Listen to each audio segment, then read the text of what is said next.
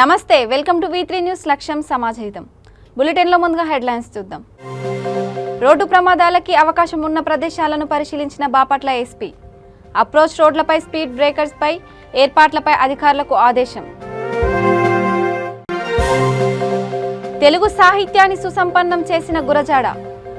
ఆయన మహోన్నత సాహితీవేత్త అని స్తుతించిన ప్రజాకవి శ్రీనివాస్. వైసీపీ ప్రభుత్వంపై నమ్మకం లేకనే వివేక హత్య కేసు బదిలీ. జగన్ ప్రభుత్వాన్ని తూర్పారబట్టిన అనంతపురం జిల్లా సిపిఐ కార్యదర్శి జాఫర్. పత్తి చేలో కూలి రైతులతో మాట్లాడిన బండి సంజయ్. సీఎం కేసీఆర్ ఉపాధి నిధులను కూడా దారి మళ్లిస్తున్నాడని ఆరోపణ. ఇక డీటెయిల్స్ చూస్తే, బాపట్ల జిల్లాలోని ఎన్ఏఎం రహదారి SH36 పై మేదరమెట్ల వద్ద నుండి సంతమాగులూరు వరకు రోడ్డు ప్రమాదాలు జరగడానికి అవకాశం ఉన్న ప్రదేశాలను బాపట్ల జిల్లా ఎస్పీ వకుల్ జిందాల్ సందర్శించారు. రోడ్డు ప్రమాదాలను తగ్గించడమే లక్ష్యమని, రోడ్డు ప్రమాదాల నివారణ ధ్యేయంగా కార్యాచరణ చేస్తున్నామని ఎస్పీ మీడియాకు తెలియజేశారు. రోడ్డు ప్రమాదాలు జరగడానికి అవకాశం ఉన్న ప్రదేశాల వద్ద హెచ్చరిక బోర్డులు, స్పీడ్ బ్రేకర్స్, జిగ్జాగ్లో రేడియన్ స్టిక్కర్స్ అతికించిన ఇసుకతో నింపిన డ్రమ్స్ను ఏర్పాటు చేయవలసిందిగా, నామ్ రహదారిలో కలిసే అప్రోచ్ రోడ్లపై తప్పనిసరిగా స్పీడ్ బ్రేకర్స్ ఏర్పాటు చేయాలని అధికారులను ఎస్పీ ఆదేశించారు.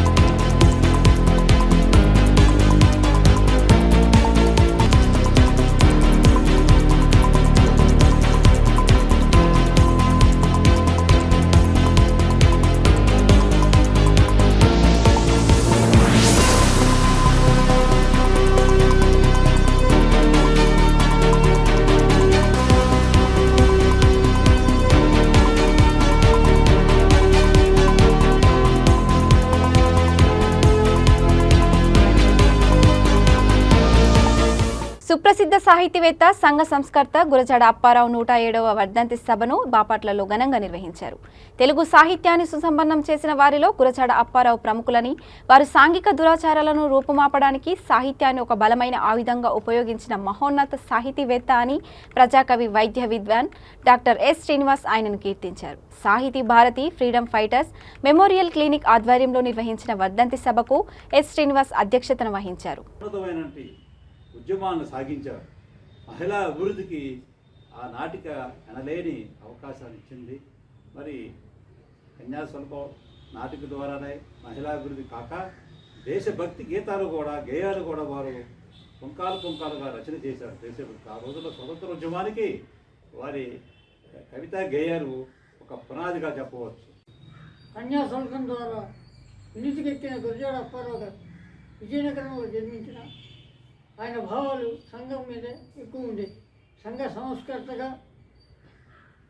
సంఘానికి అనేకమైన మేలు చేశారు. వితంతువుల వివాహాలు కట్టిపెట్టి బాల్య వివాహాలకు వ్యతిరేకంగా ఉద్యమాన్ని నడిపారు. అలాగే గిడుగు, కందుకూరి వంటి మహానుభావులతో కలిసి ఎన్నో ఉద్యమాలు సంఘ సంస్కర్తగా వినీతికెక్కారు. అయితే ఆయన కన్యాశుల్కం ద్వారా మరింత గొప్ప ఖ్యాతిని పొందిన గురజాడ ఈరోజు లేకపోయినా ఆ కన్యాశుల్కం ఈరోజు కూడా అమలు జరుగుతూనే ఉంది. కన్యాశుల్కం నాటకం రాసి అక్కడ ప్రదర్శించడం కూడా జరిగింది. కన్యాశుల్కం ద్వారా ఆయన ప్రజలు చైతన్యపరచడం కూడా జరిగింది. అయితే ఈయన ప్రాచీన లిపి పరిశోధకుడుగా తెలుగు భాష యొక్క మూలాల్ని గుర్తించి ఆ భాష కోసం ఎంతో పాకులాడాడు. తర్వాత ఈయన కథలు, కావ్యాలు, నాటకాలు రాసి తెలుగు ప్రజలకు ఎంతో సాహిత్యాన్ని అందించినటువంటి మహనీయుడు గురజాడ అప్పారావు. సామాన్యుని స్థాయికి కుదించి పామరులు సైతం కూడా అర్థం చేసుకున్న రీతిలో సాహిత్యాన్ని సృజించిన వారిలో వేమన, గిడుగు రామూర్తి గారు, అదేవిధంగా అదే పాకు చెందిన వారు గురుజాడ అప్పారావు. వీరు సాహిత్యాన్ని సామాజిక సాంఘిక దురాచారాలు దూరం చేయడానికి వాడారే కానీ ఏదో ఊహా జగత్తులో విహరించడానికి సాహిత్యాన్ని సృజించలేదు. అప్పుడున్న సాంఘిక దురాచారాలు, బాల్య వివాహాలు, వరకట్నాలు ఇలాంటి వాటి మీద వారు పోరాడి సామాన్య మానవుడు కూడా సాహిత్యాన్ని అర్థం చేసుకుని సాహిత్యం ద్వారా సామాజిక స్థితిగతులను సరిదిద్దటానికి వారు సాహిత్యాన్ని ఒక ఆయుధంగా మార్చుకున్న మహానుభావులు. వారికి నివాళులు అర్పించుకుంటూ సెలవు తీసుకుంటున్నారు.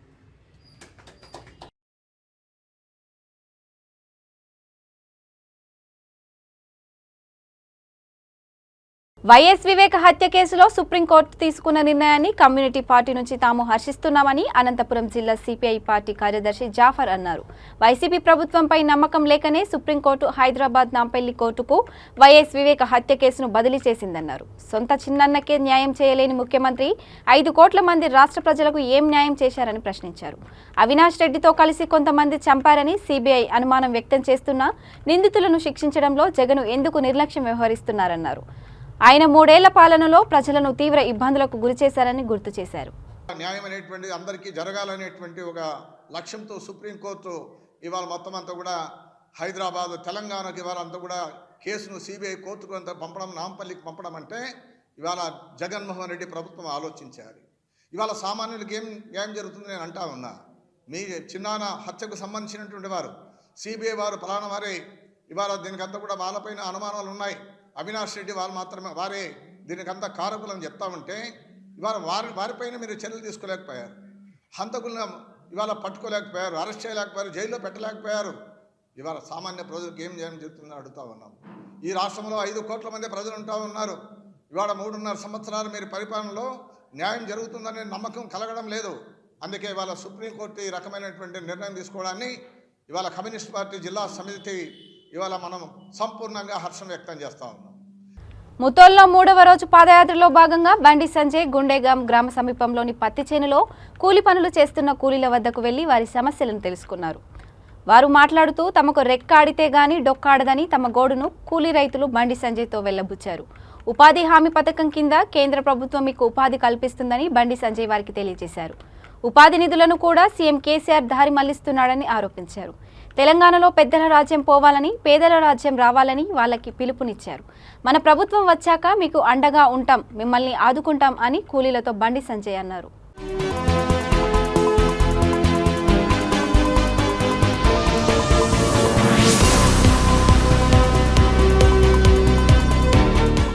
రాష్ట్రంలో ఉన్న రైతుల సమస్యలను వెంటనే పరిష్కరించాలని కాంగ్రెస్ పార్టీ ఆధ్వర్యంలో పెద్దపల్లి జిల్లా గోదావరిఖని ప్రధాన చౌరస్తాలో నిరసన దీక్ష ప్రారంభించారు.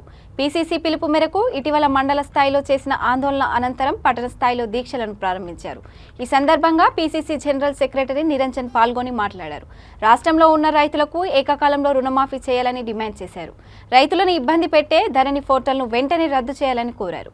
ఇటీవల వరద పంటకు నష్టపోయిన రైతులను ఆదుకోవాలని రాష్ట్ర ప్రభుత్వాన్ని వారు డిమాండ్ చేశారు.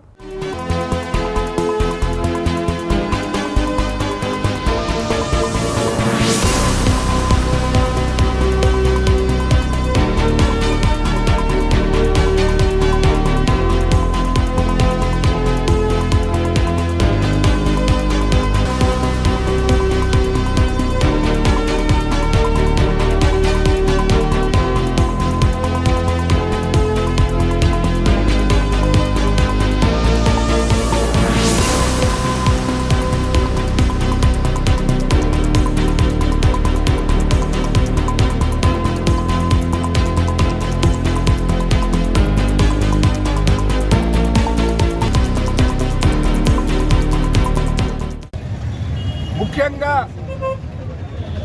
ముఖ్యమంత్రి గారు ఎంతో ఉత్సాహంగా అనేది ధరణి పోర్టల్ను ప్రకటించి మొదలుపెట్టడం జరిగింది. మనమందరం చూస్తూ ఉన్నాం. ధరణి అమలులోకి వచ్చిన తర్వాత ఏ విధంగా రైతులు ఇబ్బంది పడుతున్నారో మనకు తెలుస్తూ ఉన్నారు. మొన్న పెద్దపల్లిలో మండల్ అధికారులకు రిప్రజెంటేషన్ చేసినప్పుడు నేను వాళ్ళని పరిశీలించడం జరుగుతుంది. మీకు రైతులు వచ్చి ఏమన్నా వాళ్ళ బాధలు చెప్తున్నారా అంటే అవును సార్ వస్తున్నారు చెప్తున్నారు, వాళ్ళ దగ్గర పాత పుస్తకాలు ఉన్నాయి, పాస్బుక్లు ఉన్నాయనే మాట చెప్తున్నారు. కానీ రికార్డులో ధరణి రికార్డులో అవి ప్రతిబింబించటం లేదు. తద్వారా వాళ్లకు ప్రభుత్వం ఇంతకుముందు ఇచ్చినటువంటి రైతు బంధు పథకం కింద ఏటి లాభం జరగలేదు, రైతుల రుణాల మాఫీ జరగలేదు. అవసరం వచ్చి ఏమైనా వారి భూమిని సొంతంగా సొంతదారైనా కానీ అమ్మలేనటువంటి పరిస్థితుల్లో ఉన్నటువంటి మాట మనం చూస్తూ ఉన్నాము. ప్రజలు తిప్పలు పడుతున్నారనే విషయం కూడా చేస్తూ ఉన్నాం, మీ దృష్టికి తీసుకొస్తూ ఉన్నాను.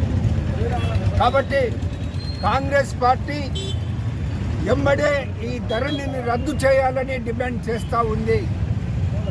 ఈ ప్రజలకు సదుపాయాలు కల్పించాలనే మాట వారికి డిమాండ్ చేస్తూ ఉన్నాము. అదేవిధంగా రైతు బంధు పథకంలో ప్రకారం అనౌన్స్ చేసిన పద్ధతిలో రైతులకు సకాలానికి వాళ్ళ అవసరానికి వచ్చే విధంగా వాటిని అందజేయాలని కూడా మేము కోరుతా ఉన్నాము. ఇక రైతు రుణమాఫీ విషయంలో ఎన్ని మాటలు చెప్పినా కానీ రైతుల రుణమాఫీ జరగటం లేదు. బ్యాంకుల వారు రైతు బంధు పథకం మీద ఏదైనా అమౌంట్ బ్యాంకుల్లో వచ్చినా కానీ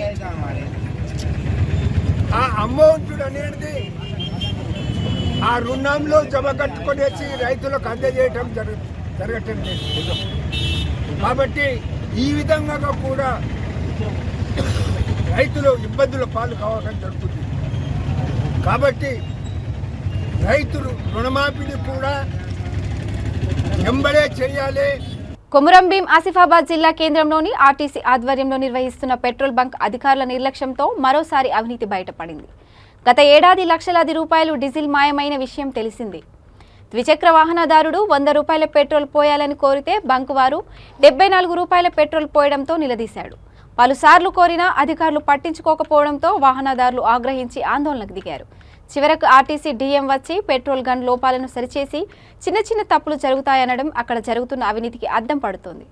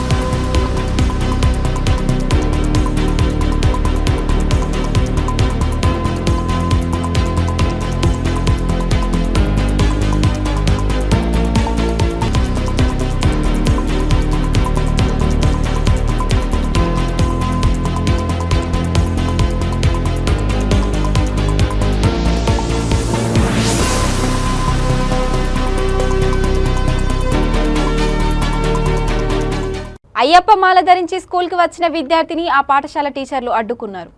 దీంతో ఆ విద్యార్థి కుటుంబ సభ్యులకు విషయం తెలియజేశాడు.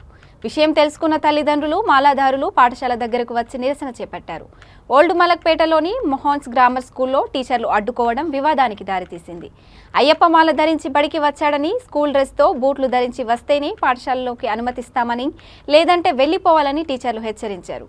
దీంతో వారు స్కూల్ ముందు అయ్యప్ప స్వాములతో నిరసన చేపట్టారు.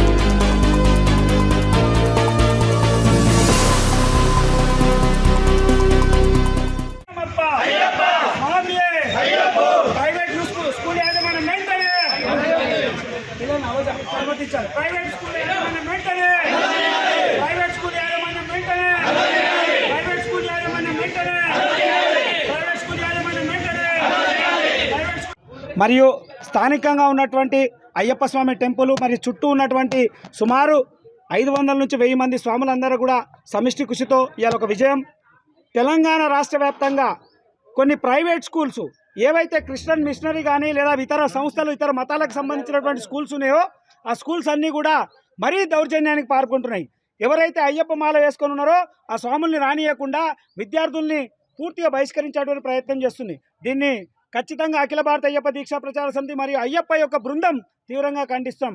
ఒకవేళ ఎవరైనా అలాంటి పరీక్ష చేయగలిగితే తప్పకుండా ప్రతి ఒక్క స్కూల్ ముందు మేము నిరసన చేయడానికి సిద్ధంగా ఉన్నాం. ఈరోజు సుమారు 1000 మందితో ఇక్కడ నిరసన కార్యక్రమం నిర్వహించడం జరిగింది. దానికి స్కూల్ యాజమాన్యం వెంటనే స్పందిస్తూ ఆ అబ్బాయిని ఎవరైతే స్వామి మాల వేసుకున్నాడో ఆ స్వామిని అలో చేయడానికి ఒప్పుకున్నారు. స్వామి ఇక్కడనే కాదు, రాష్ట్ర వ్యాప్తంగా చాలా స్కూళ్ళలో జరుగుతుంది. దయచేసి మేము హెచ్చరిస్తా ఉన్నాము, ఒకవేళ హిందూ ధర్మానికి ఎవరైనా వ్యతిరేకంగా ఉండి ధర్మ వ్యతిరేకంగానటువంటి సమస్యలు జరిగితే తప్పకుండా తీవ్రంగా ఖండిస్తున్నాము. రాష్ట్ర వ్యాప్తంగా ఉన్నటువంటి ప్రైవేట్ స్కూల్స్ మరియు ప్రైవేట్ యాజమాన్యము కార్పొరేట్ కంపెనీలకు సంబంధించినటువంటి ఎంప్లాయీస్ అందరినీ కూడా ఎలాంటి ఇది లేకుండా అనుమతించాలని ప్రత్యేకంగా కోరుకుంటూ స్వామి అఖిల భారత అయ్యప్ప దీక్షా ప్రచార సమితి జాతీయ ప్రచార కార్యదర్శిగా ప్రేమ్ గాంధీ మీతో మాట్లాడుతూ ఉన్నాను. తప్పకుండా ప్రతి రాష్ట్రంలో ఎక్కడైతే 4 రాష్ట్రాల్లో సౌత్ ఇండియాలో ఉన్నటువంటి 4 రాష్ట్రాల్లో ప్రభుత్వ మరియు ప్రైవేటు యాజమాన్యాలంతా కూడా అయ్యప్ప మాల వేసుకున్న వారిని పూర్తిగా అనుమతించాలి. అనుమతించని పక్షాన మేము ఎంతటికైనా సిద్ధంగా ఉన్నాము. గతంలో మహిళా ప్రవేశం మీద రాష్ట్ర వ్యాప్తంగా 1000 మందితో ఉద్యమం చేసి తప్పకుండా మహిళా ప్రవేశాన్ని వ్యతిరేకించి కోర్టు ద్వారా చట్టం ద్వారా కూడా సాధించడం. ఇప్పుడు కూడా చెప్తా ఉన్నాము, ధర్మానికి ఎవరైనా వ్యతిరేకమైతే వదిలే ప్రసక్తే లేదు, తప్పకుండా సరైన నిర్ణయం తీసుకుంటామని కూడా చెప్తూ స్వామి. గుంటూరు రాప్తాడు ఎమ్మెల్యే తోపుదుర్తి ప్రకాష్ రెడ్డి సోదరుడు చంద్రశేఖర్ రెడ్డి చంద్రబాబు లోకేష్ మీద అనుచిత వ్యాఖ్యలు చేయడాన్ని ఖండిస్తూ గుంటూరు జిల్లా అడిషనల్ ఎస్పీ సుప్రజకి తాటికొండ నియోజకవర్గ టీడీపీ ఇన్ఛార్జ్ తెనాలి శ్రవణ్ కుమార్ ఫిర్యాదు చేసి ఆ తర్వాత ఆయన మీడియాతో మాట్లాడారు. కార్యక్రమంలో Guntur east TDP incharge Naseer Ahmed, నగర టీడీపీ అధ్యక్షుడు డేగల ప్రభాకర్, ఇతర టీడీపీ నాయకులు పాల్గొన్నారు. రాజకీయ ఆలోచనలు పోలీస్ యంత్రాంగం, జిల్లా యంత్రాంగం విడనాడాలి. మీరందరికీ రక్షకులు. మీ యొక్క జీతాలన్నీ ప్రజలు కట్టే పన్నుల నుంచే మీరు తీసుకుంటున్నారు. ఖచ్చితంగా ఈ జిల్లాలో అనేక సందర్భాల్లో అనేక మంది, ఉదాహరణకి బోరుగడ్డ అనిల్ మాట్లాడే మాటలు చూస్తే అటువంటి మాటల మీద నిస్తేజంగా ఏం చేయకుండా వారికి స్వాగతం పలికేలాగా పోలీస్ యంత్రాంగం చర్యలు కనపడతా ఉంది. అదే తెలుగుదేశం వాళ్ళు చిన్న మాట మాట్లాడినా అరెస్ట్ చేసి వాళ్ళని హింసించి సిబిసిఐడి రంగంలోకి దించి వారు బెయిల్ వచ్చేదాకా మళ్ళా ఇబ్బందులు పెట్టే పరిస్థితులు కనపడతాం. ఈ పక్షపాత ధోరణిని విడనాడాలని జిల్లా పోలీస్ యంత్రాంగానికి, జిల్లా పోలీసు అధికారి గారికి విజ్ఞప్తి చేస్తాం. ప్రతిపక్షం అవునండి, రాజకీయ పక్షాలు కలవాలని ప్రయత్నం చేసినప్పుడు ఎస్పీ గారు ఆయన ఏదో సొంత వ్యవహారం లాగా అపాయింట్మెంట్ ఇవ్వటానికే చాలా ఇబ్బంది పడతా ఉన్నారు. ఏమిటో కనుక్కోమంట, కనుక్కున్న దాన్ని బట్టి అపాయింట్మెంట్లు ఫిక్స్ చేస్తారు. ఇది చాలా దురదృష్టకరం. వీరు జీతాలు తీసుకుంటుంది ప్రజల నుంచి వసూలు చేసే పన్నులు. ప్రజలు సమస్యలు ఎదుర్కొంటున్నప్పుడు ఎవరైనా రిప్రజెంట్ చేయరు. అటువంటి పరిస్థితి నుంచి ఈ రోజున అధికార యంత్రాంగం, మరి ముఖ్యంగా జిల్లా పోలీసు యంత్రాంగం మొత్తం రాజకీయ నాయకుల కనుసన్నల్లో నడుస్తాం. ప్రతిపక్షంలో ఉన్న ఏ ఒక్కరైనా సరే, సామాన్య కార్యకర్త అవచ్చు, చంద్రబాబు నాయుడు గారి దాకా ఏమన్నా కామెంట్ చేస్తే కేసులు పెట్టడానికి సిద్ధం అవుతున్నారు. కానీ మా నాయకుడు చంద్రబాబు నాయుడు గారి మీద, అలాగే మా యువ నాయకులు లోకేష్ గారి మీద ఖచ్చితంగా ప్రాణహాని కలగజేస్తామని ఒక భయంకరమైన వార్నింగ్ ఇచ్చిన తోపుదుర్తి ప్రకాష్ రెడ్డి, చంద్రశేఖర్ రెడ్డిలు వాళ్ళ మీద చర్య తీసుకోవడానికి మేము తెలుగుదేశం పార్టీ నాయకులుగా, కార్యకర్తలుగా ఎస్పీ గారిని కలవాలని ప్రయత్నం చేస్తూ ఉంటే సీఎం గారు టూర్ ఉందని చెప్తారు. సీఎం గారు ఒక ప్రైవేట్ కార్యక్రమానికి హాజరవుతూ ఉన్నారు, ఒక పెళ్లి ఫంక్షన్కి హాజరవుతూ ఉన్నారు. పబ్లిక్ మీటింగ్ కాదు, ఈ జిల్లా ప్రయోజనాలకు సంబంధించిన అంశమే కాదు. అటువంటి సీఎం గారి మీటింగ్కి మాకు 2 నిమిషాలు ఒక రిప్రజెంటేషన్ ఇవ్వడానికి సమయం కేటాయించలేని ఎస్పీ గారిని నేను ప్రశ్నిస్తా ఉన్నాను. అందులో ఔచిత్యం ఏంటి? సీసీకి ఫోన్ చేస్తే ఎందుకు కలవాలనుకుంటున్నారో చెప్పమంటారు. చెప్తే ఇంటర్వ్యూ ఇవ్వరు. ఈరోజు కూడా సీఎం గారు ప్రోగ్రాంలో అలసి సొలసి ఈరోజు అపాయింట్మెంట్ ఇవ్వకుండా అడిషనల్ ఎస్పీ గారిని కలవమని. ఈ తీరును మేము తీవ్రంగా ఖండిస్తూ ఉన్నాం. తెలుగుదేశం వాళ్ళు మాట్లాడిన ప్రతి మాట మీద ముందుకొచ్చి కేసులు పెట్టి సిబిసిఐడి ద్వారా కానీ ఇతర కేసుల ద్వారా వేధిస్తున్న ఈ పోలీసు యంత్రాంగం ఒక సాధారణమైన విషయం మీద, మరి ముఖ్యంగా మాజీ ముఖ్యమంత్రి గారి ప్రాణహాని ఉంది, వారి కుమారుడికి కూడా ప్రాణహాని ఉందన్న అంశాన్ని ఒక సాధారణమైన విషయంగా తీసుకోవటం అనేది చాలా దురదృష్టకరమని భావిస్తూ, మహబూబాబాద్ జిల్లా కురవి మండల కేంద్రంలో రైతుల సమస్యలను పరిష్కరించాలని కోరుతూ కాంగ్రెస్ పార్టీ నాయకులు మాలోతు నెహ్రూ నాయక్ ఆధ్వర్యంలో కురవి మండల కేంద్రం నుండి ఎంఆర్ఓ ఆఫీస్ వరకు భారీ ర్యాలీ నిర్వహించారు. ఆ తర్వాత వారు ఎంఆర్ఓకి వినతి పత్రం అందజేశారు. ఈ సందర్భంగా నెహ్రూ నాయక్ మాట్లాడుతూ టీఆర్ఎస్ పార్టీ అధికారంలోకి వచ్చినప్పటి నుండి రైతులు తీవ్రంగా నష్టపోయారని, ధరణి ఫోర్టు రద్దు చేయాలని, రైతు రుణమాఫీ వెంటనే రద్దు చేయాలని కోరారు.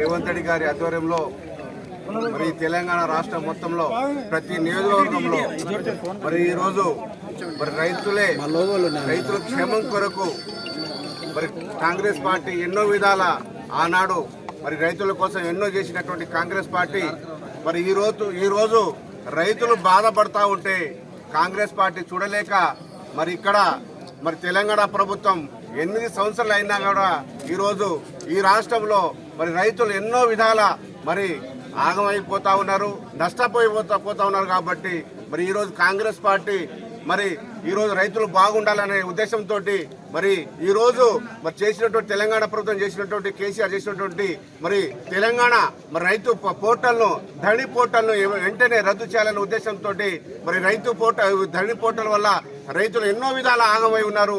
ఒకరి భూమి ఒకరి పేరు మీద ఉన్నది కాబట్టి ఆ ధరణి వ్యవస్థను కూడా ఏమంటే రద్దు చేయాలని చెప్పి ఉద్దేశం ప్రకారంగా ఈరోజు మేము ధర్నా చేయడం జరిగింది.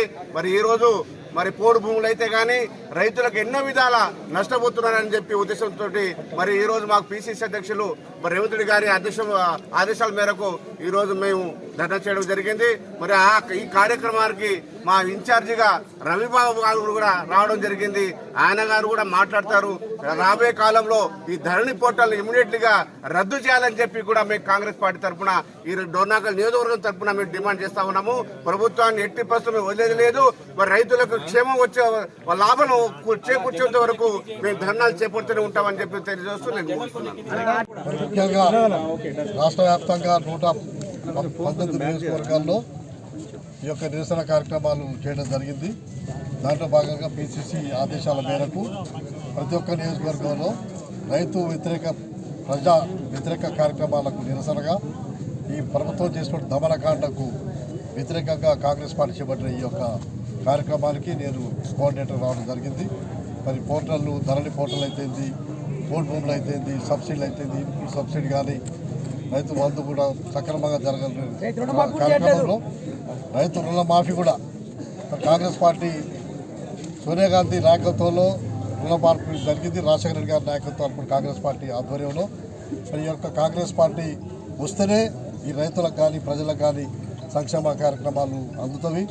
అంబేద్కర్ ఇచ్చినటువంటి ఓటు హక్కుతోటి రేపు ప్రజలు మనందరం కాంగ్రెస్ కార్యకర్తలందరూ ఆ ఓటును కాంగ్రెస్ పార్టీకి వేసి కాంగ్రెస్ అధికారం తీసుకొస్తే ఈ రైతులకు ప్రజలకు మేధావులకు కార్యకర్తలకు కర్షకులకు అందరికీ న్యాయం జరుగుతున్న ఉద్దేశంతో ఈ యొక్క కార్యక్రమాలు జరుగుతుంది. మళ్ళీ 5వ తారీఖు నాడు కూడా జిల్లా నిర్మల్ జిల్లా ఎస్పీ ప్రవీణ్ కుమార్ అత్యవసర సమయంలో రక్తదానం చేసి మానవత్వం చాటుకున్నారు. నిర్మల్ మండలం తల్వేద గ్రామానికి చెందిన ఎల్శెట్టి నారాయణ నిన్న రోడ్డు ప్రమాదంలో గాయపడి హాస్పిటల్లో చికిత్స పొందుతున్నారు. వెన్నెముకకు తీవ్ర గాయం కావడంతో అత్యవసర విభాగంలో ఆయన చికిత్స పొందుతున్నాడు. వైద్యులు 5 యూనిట్ల రక్తం అవసరమని తెలపడంతో పేషెంట్ బి నెగిటివ్ కావడంతో రక్తం సేకరించడంలో ఇబ్బంది కలిగింది. నిర్మల్ జిల్లా ఎస్పీ బి నెగిటివ్ అని తెలియడంతో ఫోన్లో సంప్రదించగా ఎస్పీ స్పందించి తనతో పాటు మరో 2 సిబ్బందితో నిర్మల్ జిల్లా ఆసుపత్రికి వచ్చి రక్తదానం చేశారు.